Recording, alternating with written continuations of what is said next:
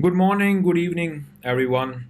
Indeed, it's a great honor and a pleasure to be among you virtually to be able to present my research on browser security. My name is Rafay Baloch, and today I'm going to walk you through the world of browser security. The title of my talk is What You See is Not Always What You Get, Subverting Bedrock of Browsers. Now, before we dive into the topic, a little bit about myself, shameless self-promotion. I've been in cybersecurity world for more than 12 years now. I started in my early college days, and since then it has been a wild ride. My motivation is to find bugs into softwares, into products that are being used by masses to give our next generation a better future in terms of cybersecurity. And that is something that I've been trying to do for a number of years now. I've been reporting security. I've been reporting security vulnerabilities in open source softwares, browsers, firewalls, so on and so forth. I'm currently in London pursuing my MSc in cybersecurity forensics. I'm a lead cybersecurity researcher at Cyber Citadel. I'm author of a book on the subject, Ethical Hacking and Penetration Testing Guide, which was published back in 2014. I work with Pakistan Telecommunication Authority as a cybersecurity consultant, and I have a track record of finding notable security vulnerabilities in browsers. My research has been featured by in BBC, Forbes, Wall Street Journals, and many other international and local newspapers and magazines. So the agenda for today, we'll start by talking about why mobile browsers and why they are important in today's world. Then we are going to talk about internals of how browsers work. We're going to discuss one of the most important security policy in browsers, actually the most important security policy, which is the same origin policy. We are going to talk about address bar spoofing, what it is and what are its categories. And then I'm going to walk you through several examples of address bar spoofing vulnerabilities. We are going to talk about a very interesting case study of regression bugs in browsers, specifically the address bar spoofing in Safari and Edge browser. And then we are going to talk about the results of our research. And then finally we're going to talk about bypassing anti-phishing detection mechanisms that are commonly used in browsers. So why mobile browsers? As per GSMA, about 63.4% of global mobile population were accessing the internet from their smartphones back in 2020, which of course due to the pandemic and rapid ingress of smartphones in our daily lives, this would have been changed. And mobile browsers haven't been since long. I remember the first desktop browser was Netscape, which was in mid 1996 somewhere, and the first mobile browser was in late 2000s, and that is where the mobile phones and smartphones started becoming very common among people. Browser vendors frequently incorporate new features and functionalities into their code base, and hence um, adding more complexity, and complexity is enemy of security. And with every new added feature, a new risk is introduced. Now, these features normally do not go through systematic security checks before being integrated and made public, and hence enhances the attack surface for these browsers. Unlike desktop browsers, large number of mobile browsers exist across both App Store and Play Store, with very few of them having a bug bounty program or responsible disclosure program. And during my research and coordinating with these mobile browser vendors, I found out that there are several browsers which even do not have a dedicated email address for reporting security vulnerabilities. So that also becomes a challenge. Now, in terms of its impact, of course, A study by IBM a couple of years back revealed that users, on cell phone are actually 3 times more likely to fall prey to a phishing attack than on desktop computer. Now, this makes sense as users carry their cell phones everywhere and are more active on their cell phones and hence are more likely to read their emails. How browsers work. Now, this is a high-level overview of how browsers work internally. We have got user interface, which includes address bar, back button, forward button, your bookmarks. So everything that you see, except for the window that is displaying the content, is a part of your user interface. Then you've got, your rendering engine, such as WebKit, Blink, or Gecko, for Firefox. Basically, your rendering engine is responsible for displaying the content that was requested. So in case if the content is requested in HTML, what the rendering engine would do is it would parse the HTML and CSS, and then it would display and render the content on the screen. And then we've got the browsing engine, which is actually kind of an interface between the user interface and the rendering engine. We've got a networking component, which is actually responsible for making HTTP requests and using different implementations from the underlying operating system. And then we've got JavaScript interpreter, which is basically used to parse and execute the JavaScript code. And then you've got the UI backend, which is basically an interface which the browser uses to communicate with the underlying operating system to fetch methods such as combo boxes and list boxes. And then you've got data persistent layer, which is basically the data storage, which is how the browser stores data. Things like cookies and HTML5 features such as WebSQL, IndexedDB, local storage, and file system. Now, let's just talk about same origin policy, and I won't go into much detail because there's a lot to talk about when we talk about same origin policy. There are lots of exceptions, but to make the concept very simple, let's look at the screenshot that is in front of us. So we have got evil.com in one tab, and then you've got gmail.com in another tab. Now, when we've opened up these different tabs in browsers, we trust that the content or the JavaScript that is hosted on evil.com would not access the content or the emails that we have on gmail.com.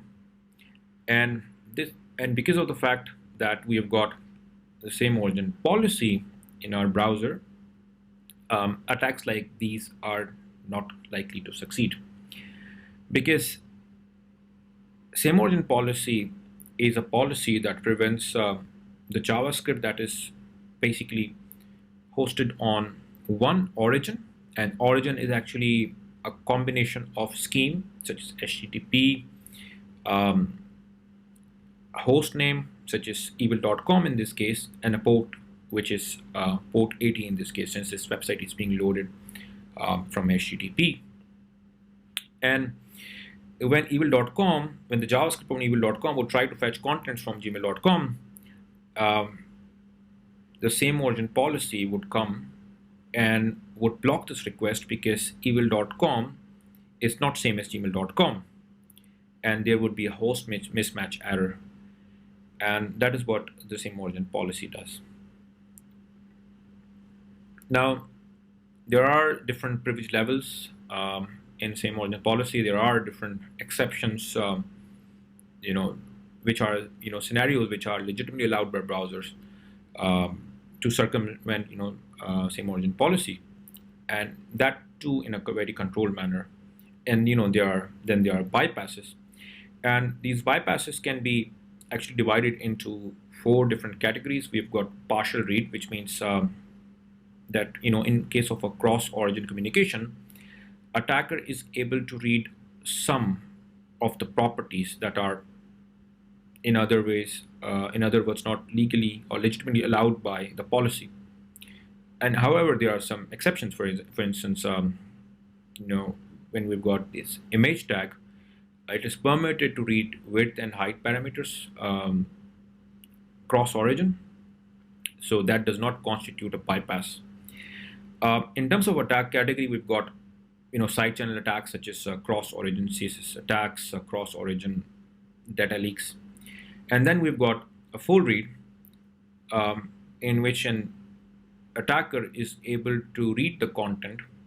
However, the attacker is not able to write the content across origins. Now, all vulnerabilities that are related to evading restrictions for local file access actually fall in this category. So, cross file attacks, cross scheme data exposure attacks actually fall in this category. And then we've got a partial write, which is that an attacker is able to override or write certain properties cross origin, such as window.top location, location.href, location.hash. And all of these vulnerabilities or attacks that actually fall under the category of partial write are actually classified as browser-based spoofing vulnerabilities. Now, for the sake of today's presentation, this is the area that we are going to focus. And then we've got the final category, which is full read and write, in which an attacker on one origin is actually able to execute JavaScript on origin of its choice, and hence resulting in universal accesses. Let's talk about spoofing attacks now. So spoofing attacks can be divided into 3 different categories. We've got address bar spoofing, category number 1, in which the attacker is able to spoof the URL of the address bar.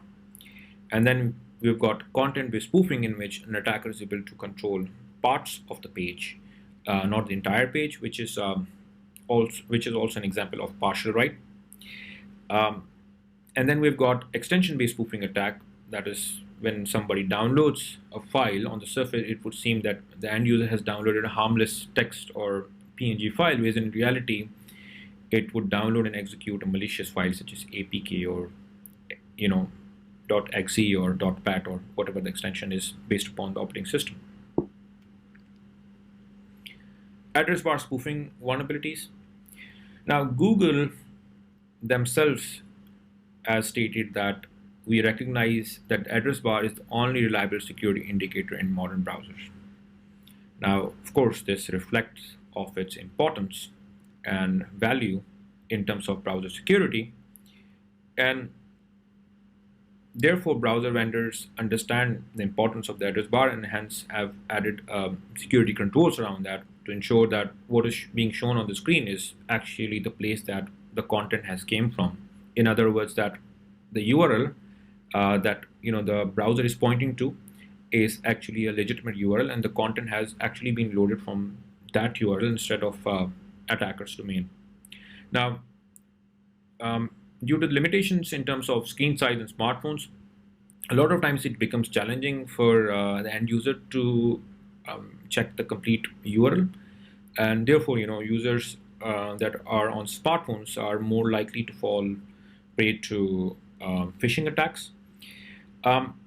Microsoft, in its digital defense report, has highlighted that email phishing is the most dominant attack vector for basically enterprises.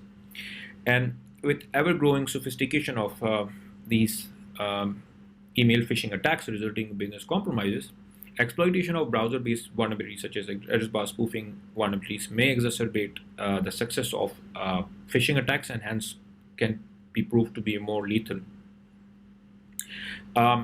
Last but not least, address bar spoofing is actually classified under CWE 451, user interface misrepresentation of critical information. Now, let's talk about different categories of address bar spoofing vulnerabilities.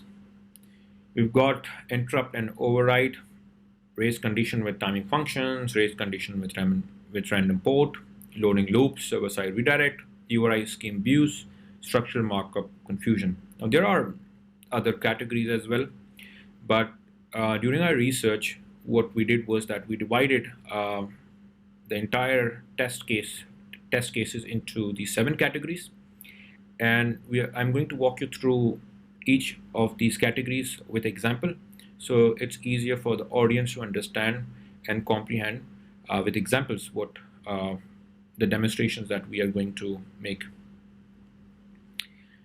So the first example is interrupt and override. Now in this example, as you can see, that window.open function is used to open up bing.com in a new tab, and before the actual page is loaded, what we do is we interrupt by using document.write, and we inject our own content. And next what we do is we use the focus function, which is used to set the focus on the current window. Now what happens in this process is that the browser fails to update the address bar to about colon blank, which is null origin, which is actually the safe behavior or the desired behavior, and instead preserve the URL in the address bar to bing.com, and basically hence resulting in address bar spoofing vulnerability. Then we've got race condition with timing functions. In JavaScript, we've got timing functions such as set interval and set timeout. Set timeout is used to execute a function once after a certain interval. In case if you would like to repeat execution of a certain function or certain code, then we will use set interval method in that case. Now in this technique, what we do is we open up bing.com in a new tab by using window.open function, and then we use set timeout function to overwrite the contents after 5 seconds. So 5,000 is like 5,000 milliseconds, which is equal to 5 seconds in this case. And the browser fails to update the address bar in this process. Now, Yandex browser for Android was vulnerable to the very same proof of concept that I had shown in the previous slide. And as you can see that the URL in the address bar is pointing to facebook.com, and the content says this is not facebook.com. Now a lot of these vulnerabilities happen due to mismatch between different layers of the browser and different complexities that the browsers have added these days. And as shown previously, that we've got different components in browsers, such as your UI component, your JavaScript interpreter. So one layer might think that one layer is actually responsible for loading what is in the address bar, whereas the other layers, let's say JavaScript, actually goes on and interrupt it and actually tries to override it, and the browser has to keep a track of the URL at all times. So the next example is race conditions with random port. Now in this example, as you can see that we load bing.com port 8081. Now there is actually no service that is hosted on bing.com at port 8081. So this is actually a random port with non-existent service. And then what we do is we use set interval function to load bing.com port 8080 after 2 seconds. Now when this happens, the browser preserves the address bar, and the user is actually unable to recognize the redirection from the original URL to a spoofed URL. Now there are a couple of examples for the very same vulnerability. So we've got UC browser for Android, vulnerable to same vulnerability, and then we've got a test case of a regression bug in Safari and Edge browser. whereas we used a similar technique to find an address bar spoofing vulnerability in Safari for iOS and Edge web browser back in 2018. Now what happened was that both Safari and Edge browsers preserved address bar when requesting a non-existent service over any random port, and hence resulting in a spoofed state. However, this was a bit tricky with Safari at that time because while the page was being loaded, Safari did not allow us to type in the information. However, this mechanism was actually bypassed by using a virtual keyboard. And then what happened was that in 2020, the very same issue actually surfaced in Edge browser for iOS and Safari web browser on macOS. And regression bugs are very common in browser security world. Specifically, when you're testing issues such as address bar spoofing, UXSS, and other variants of same origin policy. So we've got a demo for Edge web browser. So as you can see that we are loading a page from edge-spoof.html, which contains our JavaScript code, which is going to trigger this vulnerability. And as the page loads, it points to gmail.com, port 8080, and notice that the page is still loading, whereas we are typing in the content. And once we click sign in, it redirects to the original page of google.com, and then we've got the credentials.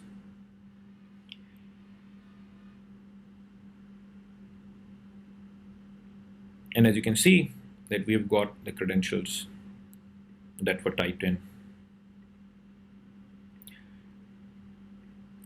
Now similarly, we've got a demo for Safari for iOS. Now this is by the use of virtual keyboard, which is actually very common in banking websites. So for the simulation, we created a banking website such as xyzbank.com, and we created a form, and we injected the virtual keyboard. And what makes this vulnerability more effective in Safari by default, Safari does not reveal the port number until and unless the focus is set via the cursor. So by using the virtual keyboard, the user is actually going to type in the username and the password in this case, and then the user is going to click sign in option. Now once this is done,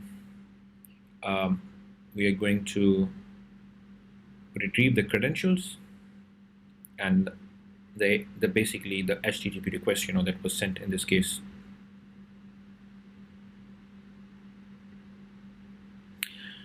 Next up, we have loading loops, and this is a very interesting vulnerability.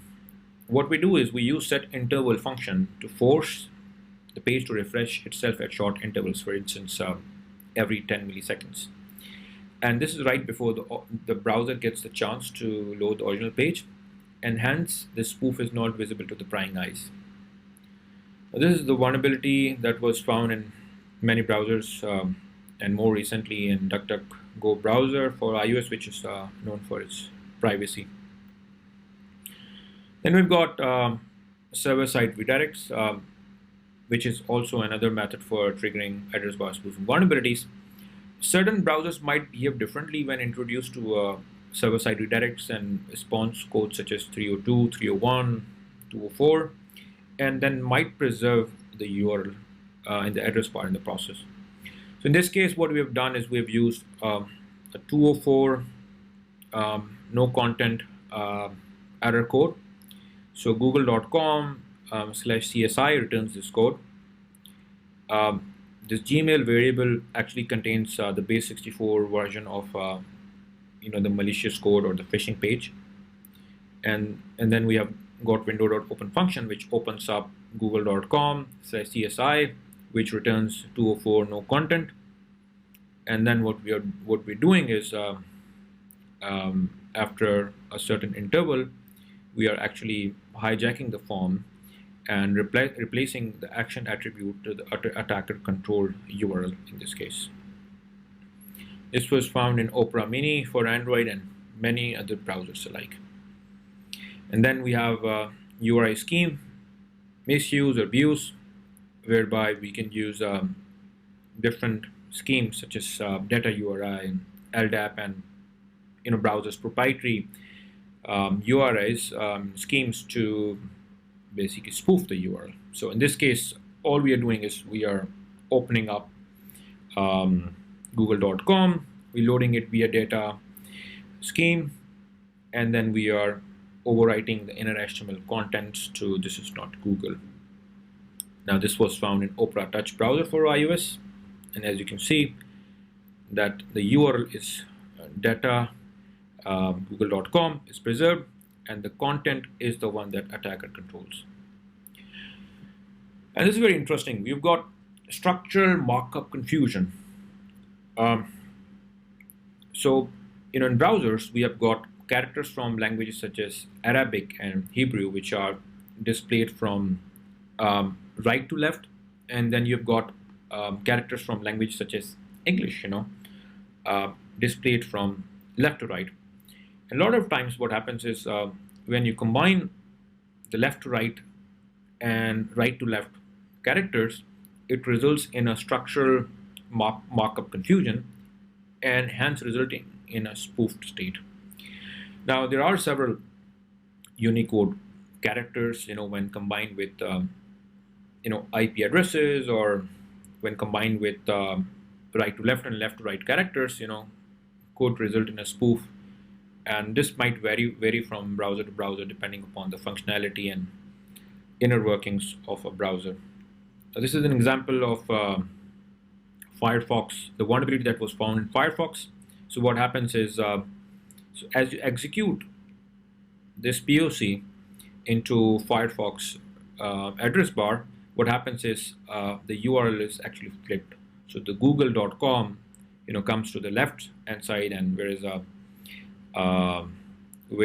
the Arabic URL goes towards the right hand side. And what we can do is we can type in different directories to make sure that the Arabic content goes towards the very right, and hence the user is not able to see the spoof. So now the content is actually hosted on the Arabic website, whereas the URL is actually pointing to google.com. So what we did was that based upon these 7 address bar spoofing categories, we formulated around 30 different unique test cases, and then we actually executed these payloads on top 15 browsers from Android Play Store and top 15 browsers from iOS App Store. So the way that these browsers were actually placed in order were in Android was on the basis of the number of downloads, and for iOS we used the keyword browser, and the top 15 browsers that appeared after that search were actually made a part of our research. Now, based upon our research, we found actually quite many browsers that were vulnerable to these issues. A lot of them are actually still being fixed, and therefore it is not ethical for me to it is not ethical for me to write their names and publish the POC, as it might be misused. However, what I can tell you is that a lot of other browsers in Google Play Store and iOS App Store are actually vulnerable to one of these 7 categories that we have just discussed. Bypassing anti-phishing protections. Now, one of the things that we had noticed during our research was the fact that a lot of these phishing filters actually use a variety of techniques such as site-based reputation and a lot of other techniques to detect malicious URLs, as a lot of these phishing pages would make the use of subdomains, misspelled or similar URLs, also actually known as a typo squatting or IDN homograph spoofing vulnerabilities to actually masquerade the URL. And these site-based reputation or anti-phishing filters actually make use of these techniques to detect a lot of these phishing pages. Now, since browser would preserve the spoofed URL, anti-phishing filters, what they do is a lot of times they, instead of acquiring the origin of the web page, what they do is they would acquire what is preserved in the address bar, which would be actually the spoof URL. Now, this is enough to fool a lot of these anti-phishing filters. Now, browsers would update the address bar to about blank, which is actually a null origin, to prevent address bar spoofing vulnerability, which is the desired behavior. Now, what we can do is in a patched browser, in a completely patched browser, we could write content to about blank, null origin, and this is enough to fool site-based reputation systems and a lot of anti-phishing filters, as you would see in the examples. So the first example is from MALWAREBYTES browser guard bypass, and on the left you can see a legitimate domain, which is youtube.com, and what you can see is that we have got different protections for and we've got different protections such as ad tracker, malware, scams, and this is when loading a legitimate website.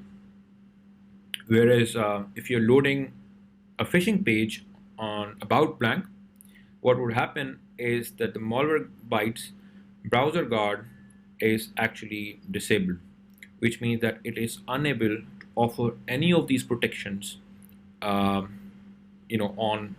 about blank origin, which is actually null origin, and hence this mechanism and this behavior can be used to bypass it. Then we've got Microsoft Defender web page monitoring extension bypass. On the left you can see is Microsoft Defender web page monitoring detecting a malicious URL, whereas a phishing page loaded via about blank is actually treated safe by Microsoft Defender browser protection. Similarly, we have got NETCRAFT site reputation bypass, in which we have loaded a phishing page on about blank null origin, and as you can see is that the site information is not available because actually about blank is a null origin, and NETCRAFT certainly won't be able to retrieve any information about that. So this behavior can be used to bypass actually a lot of anti-phishing filters. Conclusion. So test cases revealed several previously undisclosed browser-based spoofing vulnerabilities in mobile browsers, and there are a lot of mobile browsers that are still vulnerable to these attack categories. We've got regression bugs that are still very common when it comes to browser-based vulnerability, and this comes from my experience, specifically when testing universal access vulnerabilities, emergent policy bypasses, address bar spoofing, that regression bugs are very common. Automation is still a challenge when it comes to address bar spoofing vulnerabilities because of the fact that address bar spoofing vulnerability actually relies more upon the user's perception. So the underlying origin is not changed. Browser knows the underlying origin. It is the illusion that is created in front of user that the user is actually unable to determine if the web page is actually, if the address bar is actually pointing to a legitimate website or not. So therefore it is pretty challenging to automate this sort of behavior. Exploitation of this vulnerability class is yet to be witnessed in the wild. However, this is likely to change as people are developing, as security community and security researchers are coming up with more and more solutions to block phishing attacks. And as phishing attacks are getting more and more sophisticated, it would be a matter of time, when attackers would try to use browser-based exploits to actually try to evade those restrictions and attempting to compromise enterprises. Last but not least, I would like to thank these individuals, Todd, Alex, Jonathan, Samak, and Hamad, for helping me with various parts of this presentation. Todd is a lifesaver, and anytime I find vulnerabilities, uh, Todd is the guy that I trust. And I would encourage everybody that is into vulnerability research to actually utilize the services of Todd, which are free, for reporting security vulnerabilities. He is actually one of the best when it comes at reporting security vulnerabilities and handling these responsible disclosures.